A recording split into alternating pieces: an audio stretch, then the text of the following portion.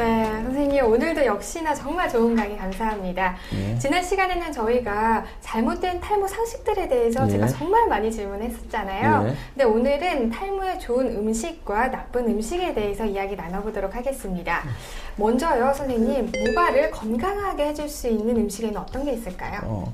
우리가 많은 음식들을 골고루 먹는 게 가장 좋죠. 네. 모든 영양 대사에 있을 때는 전체 균형이 가장 중요하거든요. 그 중에서 가장 중요한 거는 프로테인, 단백질 성분이 또 중요하고요. 그 다음에 물을 네. 이제 잘 많이 드시는 게 좋은데 네. 가급적이면 하루에 2리터 이상의 많은 물을 2리터요.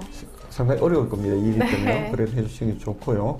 그 다음에 검은 깨에 많이 있는 이소프라본이라는 성분이 굉장히 중요하기 때문에 이런 콩단백도 충분히 섭취해주는 게 좋고, 전체적으로는 비타민 B씨군이 많은 야채들도 잘 드시는 게 좋을 것 같습니다. 네.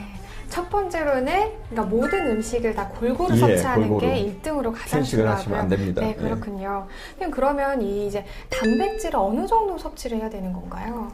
단백질은 네. 우리가 그거 역시도 우리가 균등하게 지방도 너무 안 드시면 안 되지 않습니까? 네. 그러나 이제 프로테인, 단백질 성분 자체가 우리가 모발이나 손발톱, 피부를 구성하는데 굉장히 중요한 성분입니다. 그래서 가급적이면 우리가 계산해서 막 드시긴 힘들잖아요. 그렇죠. 그죠? 그러나 그 프로테인, 단백질이 우리가 식물성으로 올 수 있는 거는 콩이나 이런 데서 많이 두부, 네. 그죠? 이런 데서 얻을 수가 있고요. 그 다음에 삶은 이제 고기, 네. 굽는 것보다는 삶아서 네. 우리가 편육을 먹거나 이런 경우에 굉장히 도움이 될 수가 있을 것 같습니다. 네, 그렇군요.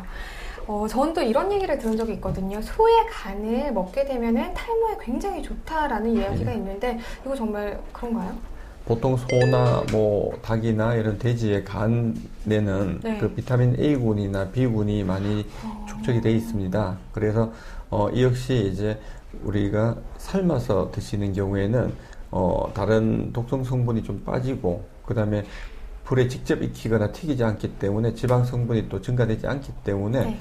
복용을 하게 될 경우, 복용이라는 약은 아니죠. 네. 드실 경우에 상당히 많이 이제 프로테인이 들어가는 것도 있고 비타민 A와 B군이 이제 섭취가 되기 때문에 모발 건강에 굉장히 중요한 역할을 한다고 볼 수 있습니다. 네, 동물의 간에 비타민 A와 D가 많기 때문에 탈모 예방에 도움을 줄 수 있다는 말씀이신 거죠. 네. 그리고 선생님 있잖아요. 여자들은 대부분 머리가 굉장히 길기를 원하거든요. 예. 왜냐면 헤어스타일을 계속 바꾸니까 모발이 길었으면 하는 바람이 있는데, 그래서 야한 생각을 많이 하면 머리가 예. 빨리 자란다는 말이 있어요. 이건 어떻게 속설인가요? 아니면 진실인가요?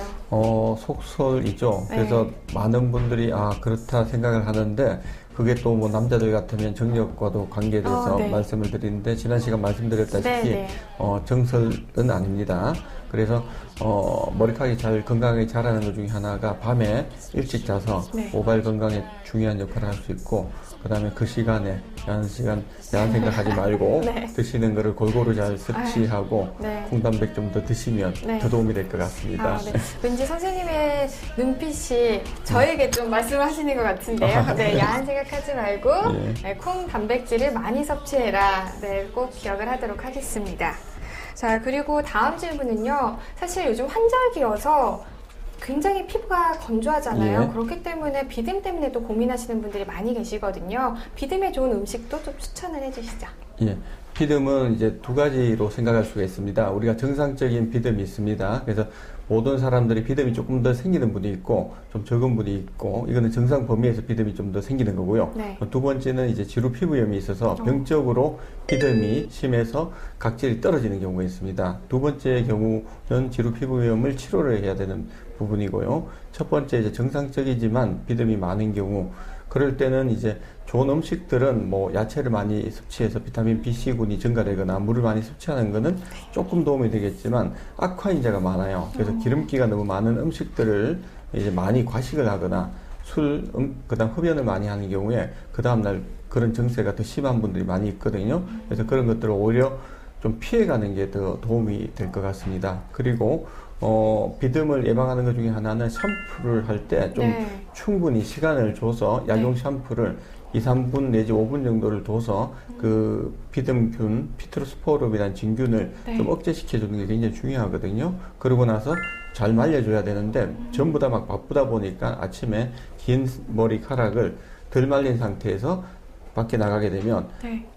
아주 뜨거운 햇볕에 바깥쪽은 마르고 아. 안쪽 두피는 젖은 상태로 있습니다. 그런 경우에는 피트로스포름이라는 진균이 더 많이 활성화가 될 수 있어서 비듬이 더 심해질 수가 있으니까 머리 감고 말리는 요령도 같이 좀 신경을 써주시는 게 좋을 것 같아요. 아, 네. 그러니까 비듬이 음식뿐만이 아니라 머리를 감는 습관, 또 말리는 습관이 굉장히 중요할 것 같네요.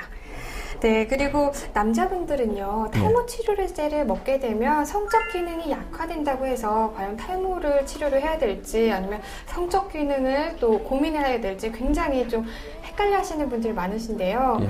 탈모 치료를 하게 되면 정말 성기능에 문제가 있는 건가요? 생기게 되나요? 예, 어느 정도는 일리가 있는 말씀인데요. 그러니까 네. 모든 분들에게 적용되지는 않습니다.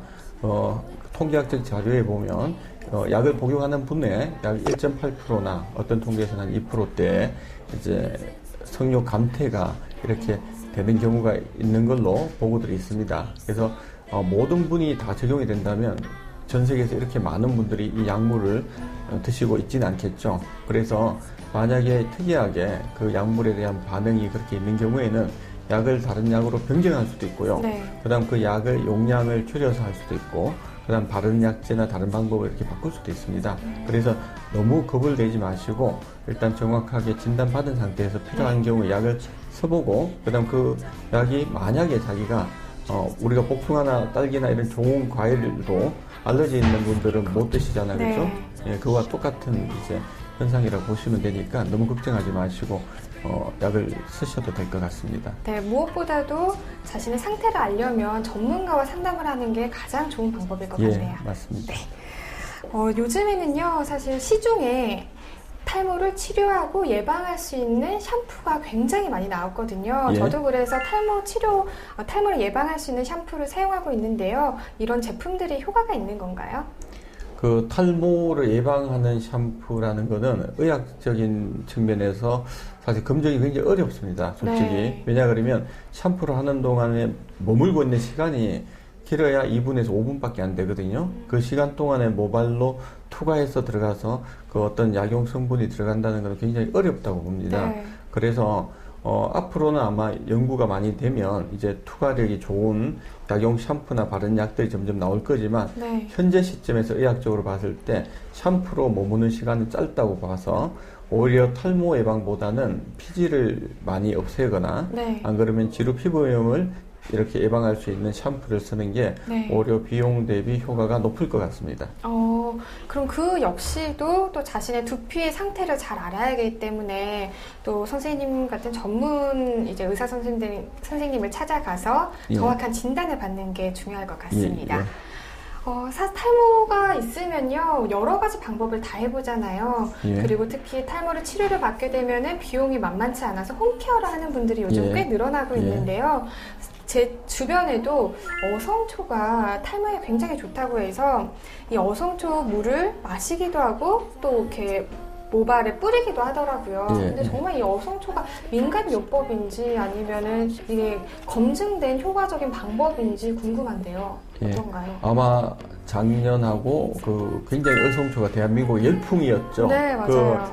근데 아쉽게도 어성초가 탈모에 직접적인 치료 효과가 있다고 나오지 않았습니다, 결과적으로. 예, 어성초는 전체적으로 피지를 좀 줄이거나 이런 피지양을 좀 줄이는 이런 정도의 네. 효과는 조금 있지만 전체 탈모를 예방하거나 안 그러면 거꾸로 탈모가 다시 새로운 모발이 날 수 있도록 하거나 그렇게 만들 수 있는 것은 아니라는 게 지금은 다 밝혀져 있습니다. 그러니까 민간요법이 되겠네요. 그냥 민간요법으로 할 수 네. 있는 것을 보시면 됩니다. 그렇다고 또 민간요법을 너무 맹신하다가 치료 시기를 늦춰버리면은 또 문제가 될 수 있으니까요. 여러분들 이 점 유의하시길 바랍니다.